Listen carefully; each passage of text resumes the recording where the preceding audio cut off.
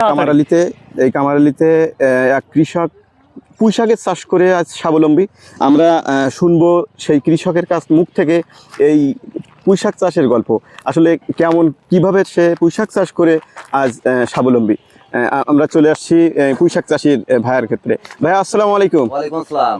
কেমন আছেন ভাইয়া? আছি আলহামদুলিল্লাহ, ভালো আছি ইনশাআল্লাহ। আচ্ছা ভাইয়া, আমরা দেখতে পাচ্ছি আপনার এই পুঁই শাক ক্ষেত।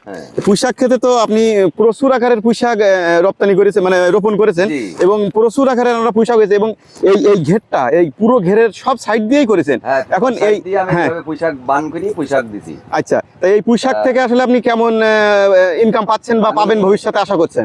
আমি এই 3-4 খান ডোব মিলাই দেখা দিয়েছে, এক তাড়ি বানাই 50 টাকা প্রথম বিক্রি করেছি। তারপরে এখন বর্তমানে আমি 40 টাকা করে বিক্রি করতেছি। তা যা হোক 2-2.5 লাখ টাকা মতন এই পুঁই শাকে পাইছি। আচ্ছা, এটাই কোনো সময় এরকম তরকারি দিয়ে আমি দাম পাই, পর্যাপ্ত পরিমাণ দাম পাইছি, সর্বোচ্চ দাম পাইছে। আচ্ছা, সবাইকে পুঁই শাক চাষ করার জন্য আহ্বান জানাবো, এবং আপনারা নিজের মুখেই শুনলেন কৃষকের মুখ থেকে, আসলে তারা পুঁই শাক চাষ করে প্রচুর টাকা আর্নিং করছে বর্তমানে। ধন্যবাদ সবাই।